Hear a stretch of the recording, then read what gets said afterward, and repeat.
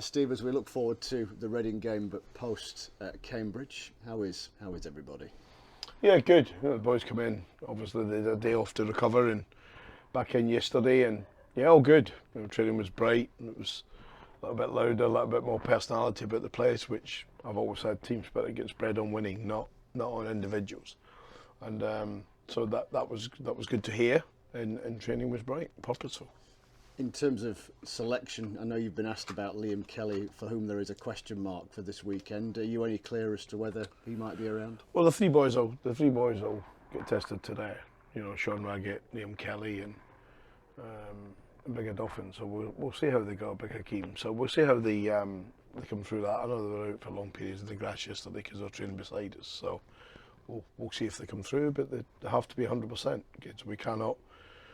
And I'm not going to keep saying this, I've said it enough times, we cannot repeat the mistakes of the past, which is have players not 100% and then just injure them for long periods, which was needless and reckless. So we'll make an informed decision after speaking to the medical team. But they are at a point, have they joined in full training, or are they training, like you say, beside you? How's it work? Well, they were training beside us, which was the plan. Yeah. And it'll be about, we'll see what parts of full training they can do today. But all three, if don't make it, they're extremely close. I won't involve them on Tuesday for obvious reasons. They won't play in the Bristol Street Motors, but if they're not there today, they most certainly should be available for selection for Peterborough. I wonder if you can feed off from a psychological perspective, not just the win the other day, but also the manner of it, all a bit dramatic and all a bit last minute, rather than say something that was a bit more comfortable, look as easy and as wonderful as that would have been, but just how it panned out. Yeah, listen, we said it wasn't a good performance from us. I think it was a scrappy game. You've got a team led by a good manager with Gary scrapping at the bottom of the league, and I think we get sucked into a lot of that. So the quality never came out lots of times. I always thought, apart from one opportunity where Cameron Dawson makes an incredible save, apart from that, I always thought if the team going to win the game, we would win it.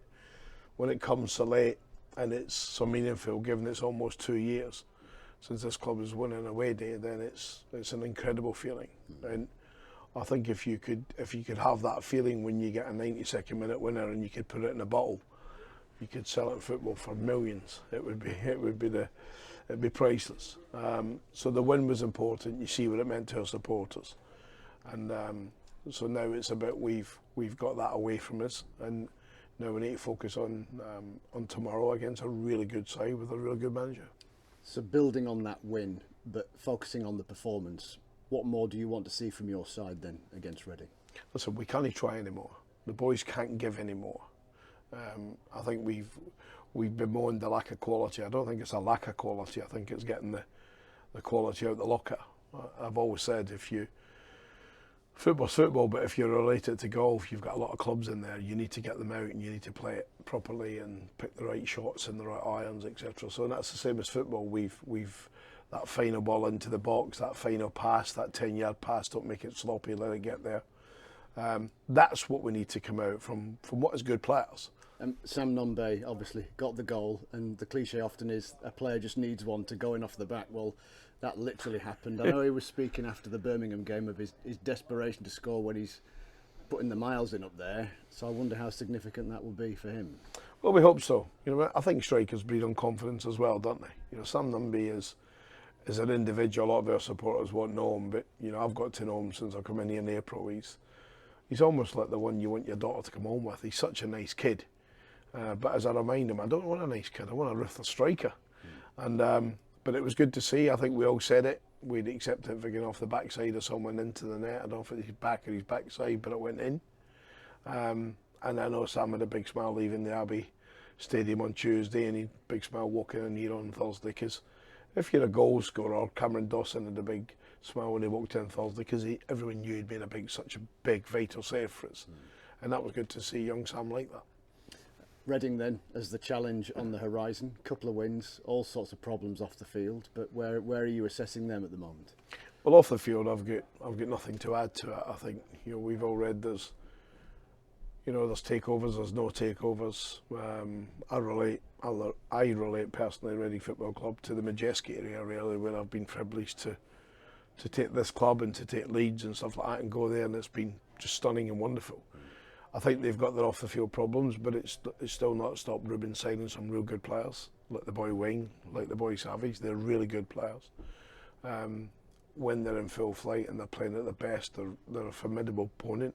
Birmingham found it out. I think it was opening day where they drew at Birmingham, and they've got some very, very notable victories. If you look at the results this season, they've beaten some really good teams, and they'll play with the style that Ruben plays. So we've just got to have our identity on the game and make it uncomfortable for them. Just finally, I noticed this week you've been talking about January and planning. It just piqued a reminder to ask about Hakeem Odoffin and potential for tying him down in contract talks, which you were going to address after the window. Well, it's been a few weeks.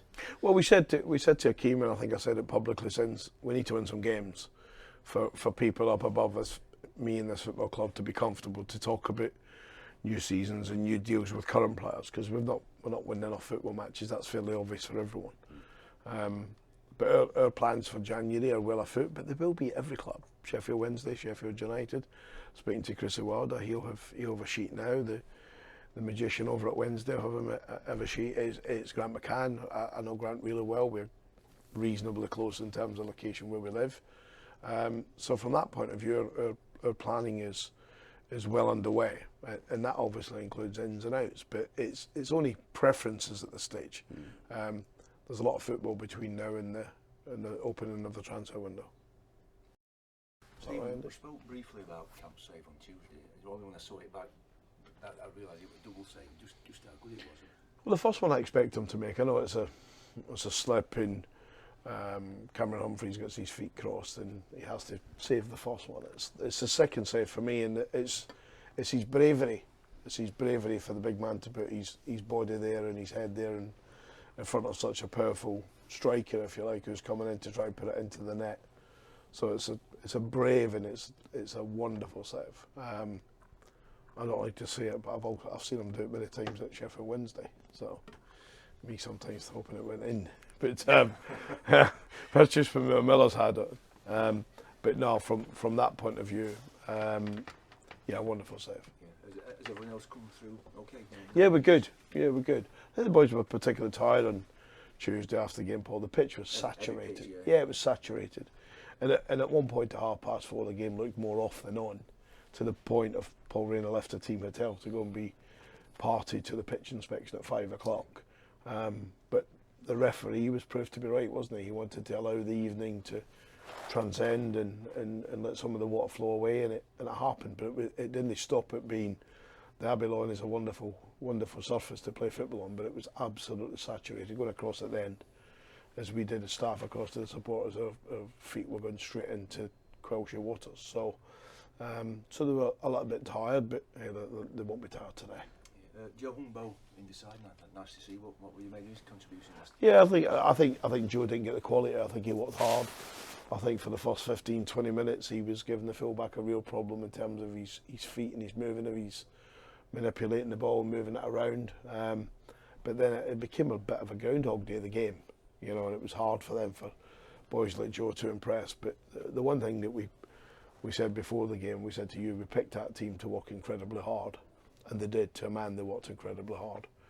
And it's really great from a management point of view when you make late subs, because the subs were tactically late. Probably I could have done it a little bit earlier, but we'd done it late to try and bit of freshness, and it worked. Well, first of all then, away from home, how good does it feel to have the winning feeling? Yeah, brilliant. It's obviously a long time coming. I wasn't here for the early part of it, but it's a long time. It's something we were all very aware of, and mainly for the fans. Really, we were desperate to get that first away win in a long time. So really happy to have got that off our backs now, and hopefully we can kick on. Do the circumstances surrounding the actual game itself to get the win also make it that bit more almost emotional? If you'd have won 4-0, you kind of come off, it's brilliant, but it was all a bit last minute. You've made a couple of great saves along the way. The sense of relief must have been massive at the end. Yeah, I think a last minute win is always a little bit more emotional in terms of feeling like you've maybe stole the points late on. So that definitely comes into it, along with, like I say, the long wait for the away win. It was brilliant to get that done, and yeah, a nice bus journey home after that one. So does it feel like there's a monkey off the back in many ways then? You know, it's done, all the statistics, if you like, are put to one side, even though as a group you've obviously not endured it all this run. Yeah, like you say, you know, it is quite a fresh group, but we were all very aware of it. So yeah, going forward, it's nice to know we can win away, and we'll need to win away a lot more. So, you know, hopefully that continues and we can get climbing the table. What about you? With great respect, I think the whole of South Yorkshire expected you to start the season first in goal for Rotherham United. So how was that, and how good has it been in the last handful of matches to be starting? Yeah, firstly, brilliant. Really pleased to have started the last two games.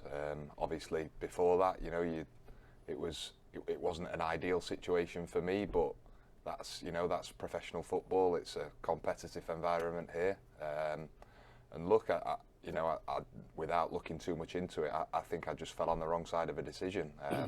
That happens in football. I've not overanalyzed too much in terms of what I've done right and wrong. I think, you know, from my point of view, it felt like a really close call, and one I fell on the wrong side of. So for me, it was a case of, I've been there before in my career. I know what I need to do, and that's head down, work hard, and be ready for an opportunity when it comes, and be ready to take that opportunity. The same question could be aimed at Dylan too as well. So how good is it that there are two goalkeepers on which there could be a 50-50 call for the starting role? Not good if you fall on the wrong side of it, but yeah, it's obviously competition's huge in football, and it's something we've all had before and we'll have again in our careers. So it's something, you know, we've got to get comfortable with. If it can push each other and it can get an extra few percent out of one of us, then brilliant. But like I say, the main thing is winning points for Rotherham United. How do you view that kind of relationship? Because the two of you are, let's say, similar, I suppose, for the purposes of argument. You've been the young guy snapping at the heels of the senior goalkeeper. You've been the goalkeeper whose heels have been snapped at along the way, and now it's a 50-50 call. Yeah, it's like I say, obviously, you know, you've been around my career for a long time. You know that I've often been involved in fights for that jersey. So it's not new to me. It's not something where, you know, that's all come as a surprise. I've done it before in the past. I'll probably have to do it again in the future. So yeah, I mean, firstly, me and Dylan get on great. We've got a great relationship. We train hard. You know, we get on off the pitch, and we support each other, whoever's playing. So it's been, you know, it's a really positive relationship, and one that I hope gets the best out of each other. How far do you, as a whole group, feel as though you are from being at your best after the start of the season that's been had? Yeah, look, it's obviously not been the ideal start. We'd want to have picked up a few more points, but you know, the good thing about it is it's still so early on in the season. We've still got time to make those points up. But yeah, we've got to start winning some more games and get climbing up that table. We know that, we're aware of that, but we're putting in the hard work every day to try and make that happen. The general theme at the start of the season hasn't been bad performances, it's been not taking chances. So does that perhaps give you some comfort that the chances are coming, they just need taking? Yeah, look, I think in most games we've had a go, we've had a real go, but maybe the fine details at both ends in terms of defending our own box and scoring in the other box. I think it's probably unfair to stick a lot of criticism on the strikers, because I think we've probably not defended our own box fantastically either. So yeah, I think the fine details at both ends of the pitch need to be a bit better, and then, like I say, hopefully those wins can come. Reading next then, they've won their last couple, so them as a challenge, how do you assess them? Yeah, good team. Did a bit of work on them yesterday. They look like a real solid team, so it'll be a tough test, but we're at home. You know, we love playing at home. It's a brilliant place to play. So hopefully we can have a real positive performance, score a few goals, keep them out of our net, and get off with the 3 points. Good man, thank you. Cam, on Tuesday I was sat next to a Cambridge journalist with a friend in the way, and like 10 seconds after your save, text came through on his phone. That's unbelievable. From your point of view, just talk us through how those few seconds went? Yeah, obviously, I think in the second half that pitch is sort of downhill, downwind at that top end. So I think at half time I was hoping that maybe most of my work had be done. But as a goalie, you've always got to stay in the game. You've got to be, aware of what's going on and ready to make a save. So I think I seen the cross come in.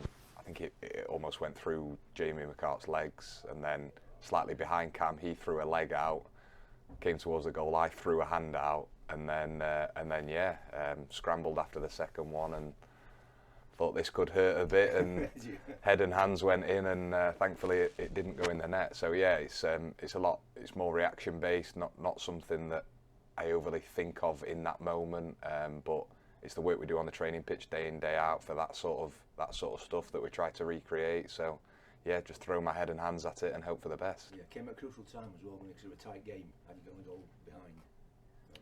Yeah, obviously I think in the situation we've been in, especially away from home, we didn't want to go a goal behind. It's important that, to pick up that first away win, we needed to go in front really and stay in front. So yeah, it was obviously a crucial time and nice to contribute in a crucial time. Yeah.